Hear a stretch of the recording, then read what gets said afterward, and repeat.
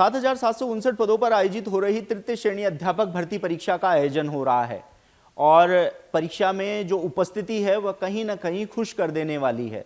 तो वहीं परीक्षा देकर लौट रहे अभ्यर्थी थोड़े से मायूस नजर आ रहे हैं कि पेपर आरपीएससी के स्तर का आ रहा है। तो कुछ अभ्यर्थियों का यह कहना है कि एक शिक्षक बनने के लिए पेपर का यही स्तर होना चाहिए। पेपर के स्तर को लेकर, इसके साथ ही टाइमिंग को लेकर बोर्ड अध्यक्ष major general Alok Raj sir के पास हम आए हैं, उनसे जानेंगे। सर, 3rd ग्रेड एग्जाम हो रहा है, इस बार स्तर काफ़ी अच्छा बताया जा रहा है। नमस्ते, जय हिंद। परीक्षाएं हो रही हैं, कल से शुरू हुई परीक्षा ये और आज दूसरा दिन है। कल L1 जनरल की परीक्षा हुई थी और आज L2 साइंस मैथ की सुबह और अभी L2 सोशल स्टडीज़ की परीक्षा चल रही है और अभी 4 परीक्षाएं बाकी हैं जो कि कल और परसों होंगी। और चूँकि ये कई बार ऐसे कैंडिडेट्स का एक सुझाव रहता था कि सर परीक्षा पेपर बहुत ही आसान होता है, कट ऑफ बहुत हाई जाती है और आमतौर पे जो बच्चे नहीं पढ़ते हैं वो भी पास हो जाते हैं। तो हालांकि मैं इससे बिल्कुल मैं नहीं सहमत हूँ। मैं समझता हूँ कि पेपर कैसा भी हो, जो बच्चा ज़्यादा पढ़ता है, जो बच्चा ज़्यादा मेहनत की है, उसके लिए पेपर और आसान हो जाएगा और वो ज़्यादा स्कोर करेगा। तो ऐसा कुछ भी नहीं। उसके बावजूद भी फिर हमने प्रयास किया कि थोड़ा बहुत उसका पेपर को स्तर को सुधारें। तो उसी के चलते अभी जो पेपर्स आ रहे हैं वो थोड़े से अलग पैटर्न पर हैं और अभी भी चाहते थे कि बच्चे डायरेक्ट क्वेश्चंस को देखकर रट रटा कर या कोचिंग लेकर पास हो जाएं। तो उससे जो मटेरियल आता है नौकरी में वो उतना अच्छा नहीं होता है। हम चाहते थे कि बच्चे ऐसे आएँ जो थोड़ा बहुत डायरेक्ट क्वेश्चंस को भी आंसर कर सकें और कुछ अपना अप्लाई करके अपने माइंड को आंसर कर सकें। तो उसी तरह से फिर हमने परीक्षा पेपर के जो स्तर को हमने थोड़ा ठीक करवाया और हमारे जो सेटर्स को हमने बताया कि थोड़ा उसको चेंज करें पैटर्न को, ताकि बच्चा अपना दिमाग भी लगाए और फिर वो सही हमको मटेरियल मिल पाए। तो मुझे उम्मीद है कि ऐसा होगा। जहाँ तक सवाल है पेपर का लेंथी होने का, लंबा होने का, उसका कोई फ़र्क नहीं पड़ता है। लेंथी पेपर हो चाहे शॉर्ट पेपर हो, सभी के लिए बराबर होता है। ये प्रतिस्पर्धा है, ये कॉम्पिटिशन है। कॉम्पिटिशन के अंदर सबके लिए एक समान प्लेइंग फील्ड है, तो इसका कोई फ़र्क नहीं पड़ेगा। यदि उसके अंदर मान लो 100 क्वेश्चन है और आप 80 क्वेश्चन कर पाए तो सभी के लिए वो 80 क्वेश्चन होंगे। ये फ़र्क नहीं पड़ता कि वो किसी एक बच्चे के लिए कम है, के लिए ज़्यादा है। अभ्यर्थी जो परीक्षा देकर लौट रहे थे वो ये कह रहे थे कि सर हर चीज़ को अपडेट कर देते हैं सोशल मीडिया पर, हमें समय पर जानकारी मिल जाती है। यदि इस तरीके के पेपर आए, लेंदी पेपर आ रहे हैं, थोड़े से चेंजेस पेपर आ रहे हैं, बोले अगर सोशल मीडिया के जरिए सर हमें थोड़ा सा हिंट भी दे दें तो हम उस तरीके से प्रिपरेशन कर सकते। देखिए, जो ये हिंट देने वाली बात होती है वो मैं दे सकता हूँ, लेकिन पेपर सभी को देना होता है। तो बहुत से कम, मैं समझता हूँ शायद 5-10% बच्चे ही जो वो सोशल मीडिया पे होंगे, या मतलब ट्विटर के ऊपर या फेसबुक पर। मैं खाली ट्विटर पर ही हूँ। तो उसमें उन बच्चों को नुकसान होगा जो कि ट्विटर पे नहीं है या जो बच्चे जुड़े हुए नहीं हैं, जो कि सोशल मीडिया से बहुत ज़्यादा राब्ता नहीं रखते हैं। तो जो हमको इन्फॉर्मेशन सभी को देनी होती है वो आमतौर पर दे देते हैं हमारे नोटिफिकेशन के ज़रिए, और बाकी छोटा मोटा इन्फॉर्मेशन मैं शेयर करता रहता हूँ। और मैं हमेशा उम्मीद करता हूँ बच्चों से कि वो भी अपने टेलीग्राम ग्रुप के माध्यम से या व्हाट्सएप के ग्रुप के माध्यम से या दूसरे जो सोशल मीडिया के जो चैनल्स के माध्यम से वो दूसरों को शेयर करेंगे। लेकिन जहाँ तक मैं समझता हूँ, आपको हिंट हो चाहे ना हो, यदि आपने सिलेबस की तैयारी की है तो पेपर कैसा भी आए, पैटर्न कैसा भी आए, आप उसको सॉल्व कर पाएंगे। अभ्यर्थी ये कह रहे हैं कि अब बोर्ड आरपीएससी के स्तर पर पहुंच रहा है पेपर को लेवल को लेकर। अब तक आरपीएससी के ऐसे टफ पेपर आते थे, लेकिन अब बोर्ड के भी काफ़ी टफ पेपर आ रहे हैं। एक अभ्यर्थी ने कहा था कि सब लोग आलोक राज जी को ट्रोल करते हैं, पेपर आसान देते हैं, बोला अब मजे ले लो, अब आ रहे हैं टफ। नहीं, ऐसा कुछ भी नहीं है कि हमने किसी को मजे दिलाने हैं या उसको बच्चे को बाहर करना है। सबसे पहली बात तो पेपर सभी के लिए बराबर है, और दूसरी सबसे बड़ी बात कि पेपर सिलेबस से बनाया जा रहा है। तो कोई भी हमारा कोई मुकाबला आरपीएससी से नहीं है। आरपीएससी एक बहुत बड़ी संस्था है और आरपीएससी का जो लेवल है बिल्कुल अलग तरह का है। उसके जो पोस्ट हैं वो अलग तरह की। हमारे पोस्ट सबऑर्डिनेट सर्विसेज की हैं। तो हमारा ऐसा कुछ सोचना नहीं है कि उनके बराबरी करनी है, उनके जैसे पेपर बनाना है।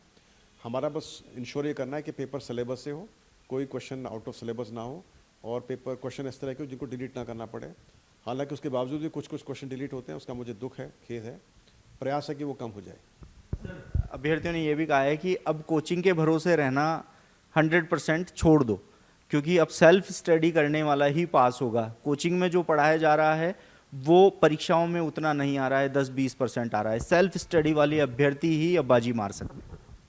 देखिए, जहाँ तक कोचिंग का सवाल है, मेरे बेटे ने खुद ने कोचिंग की हुई थी मैंने खुद जब मैं पढ़ता था थोड़ा बहुत मैंने भी ट्यूशन लिया था। तो ये कोचिंग और ट्यूशन जो होते हैं ये आपको हेल्प तो करते हैं, क्योंकि मान लो आपके कोई स्कूल या कॉलेज में आपके कोई क्लैरिफिकेशन डाउट्स क्लैरिफाई नहीं कर पाए तो कम से कम आप कोचिंग में जाकर ये डाउट्स क्लैरिफाई करा सकते हो।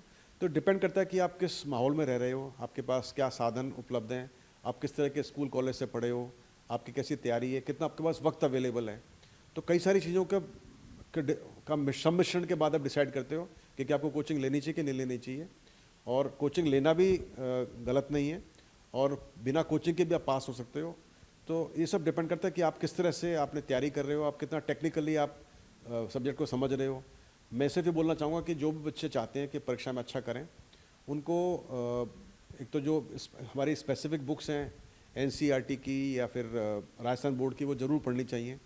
इसके अलावा जो कोई कोर्सेज वो करते हैं, मान लो उन्होंने बीएड किया है या बीएसटीसी किया है, तो उनके जो गवर्नमेंट यूनिवर्सिटीज़ में जो बुक्स इस्तेमाल की जाती हैं उनको पढ़ना चाहिए। और इसके अलावा जो गवर्नमेंट की वेबसाइट्स हैं जहाँ पर इंफॉर्मेशन उपलब्ध होती है, पीआईबी होता है जैसे पब्लिक इन्फॉर्मेशन ब्यूरो, उसकी वेबसाइट पर जाकर उनकी नोटिफिकेशन को चेक करना चाहिए और अपना दिमाग जरूर अप्लाई करना चाहिए। तो सबसे बेस्ट तरीका है परीक्षा की तैयारी करने का, और वो है पुराने क्वेश्चन पेपर्स को सॉल्व करना। और सॉल्व करना एग्जामिनेशन कंडीशंस के अंदर, यानी कि आप अपना कमरा बंद कर लें और उसके बाद अपने टेबल कुर्सी बैठ जाएं, ओल्ड पेपर ले लें, समझ लें कि वो नया पेपर है, पेपर आ रहा है एग्ज़ाम के अंदर, उसको आप दिए हुए टाइम में सॉल्व करें। और सॉल्व करने के बाद फिर आप उसको चेक करवाएं अपने दोस्त से या किसी भी फ्रेंड से कि आपने कितने क्वेश्चन सही किए। जो क्वेश्चन आपने गलत किया आप उसको दोबारा आप प्रैक्टिस करें, आप उसको बार बार करेंगे, या आप आपस के अंदर आप एक अपने दोस्त के साथ बैठकर आप अपना एक गैस पेपर बना के अपने दोस्त को दें और आपका दोस्त एक गैस पेपर बना के आपको दे, उसको आप फिर सॉल्व करें। तो मैं समझता हूँ जितना प्रैक्टिस करोगे क्वेश्चन पेपर को सॉल्व करने का, आपका अच्छा तैयारी होगा और आप परीक्षा में अच्छा कर पाएंगे। आने वाले टाइम में 1 लाख भर्तियां होने जा रही हैं, जिसमें लगभग 50% परीक्षाएं कर्मचारी चयन बोर्ड कराएगा। अभ्यर्थियों को क्या मैसेज है कि अब पेपर की तैयारी करनी है तो आपको इसी पैटर्न पर करनी होगी? देखिए, अभी अगले 1 साल के अंदर बहुत सारी परीक्षाएं होने वाली हैं और कई सारे को हमने नोटिफिकेशन जारी कर दिए। एक लैब असिस्टेंट परीक्षा का नोटिफिकेशन जारी नहीं हो पाया था, तो हम उम्मीद कर रहे हैं कि आने वाले हफ्ते में उसको जारी कर पाएँ। और दूसरा, तैयारी करने के लिए जो मैसेज है वो बहुत सीधा सा मेरा मैसेज है कि आप जो भी आपके पास उसका हमने आपको नोटिफिकेशन जारी किया या नहीं किया है, आप उसका पुरानी भर्ती का वो सिलेबस आप उठा लें और उस सिलेबस के आधार पर तैयारी शुरू कर दें। इंतज़ार नहीं करें कि उसकी डेट कब जारी होगी और कब उसकी सब कुछ फॉर्मेलिटीज़ पूरी होंगी। अब अभी से जुट जाएं और एक स्पेसिफिक टाइम आप ज़रूर स्पेंड करें उस तैयारी के लिए और थोड़ा सा दिमाग को खोल के रखें। बहुत लिमिटेड, बिल्कुल टोटल सिलेबस से तो आप फोकस रखें, मगर थोड़ा बहुत आप बाहर से पढ़ें ताकि आपको उसके आइडियाज़ क्लियर हो जाएं। और बजाय रटने के थोड़ा दिमाग अप्लाई करने वाले क्वेश्चंस को करें। और कई बार लोग सिर्फ फैक्ट्स फिगर्स को याद रखना चाहते हैं, उसमें सिर्फ उसी में ना पढ़ें। यदि उनको याद रखें तो समझें कि वो फैक्ट्स फिगर्स क्यों अप्लाई हो रहे हैं वहाँ पर। तो मैं उम्मीद करता हूँ कि यदि आप इस तरह से आप सोचेंगे, अंडरस्टैंड करेंगे सब्जेक्ट को, तो आपको एग्जामिनेशन के अंदर सफलता मिलने की पूरी संभावना है। और मेरा लास्ट जो आपको पॉइंट है वो बोलने वाला ये है कि जब तक आप प्रयास करते रहेंगे अपनी परीक्षा का, अपनी सफलता के लिए, आप सफल माने जाएंगे। जैसे ही जिस दिन आपने अपने दिमाग में बैठा लिया कि मैं प्रयास नहीं करूंगा, आप उसी दिन असफल घोषित हो जाएंगे। बहुत बहुत धन्यवाद सर। देखिए, शिक्षक भर्ती चल रही है और जो पेपर हुए हैं उन्होंने ये बता दिया है कि बोर्ड के पेपर अब इसी स्तर के आएंगे। ऐसे में 2.5 घंटे का समय काफ़ी होता है, बस ये है कि आपको सवाल को समझना और इसे करना होता है। तो आप देखते रहिए एजुकेशन नगरी। मैं हूँ ललित वर्मा।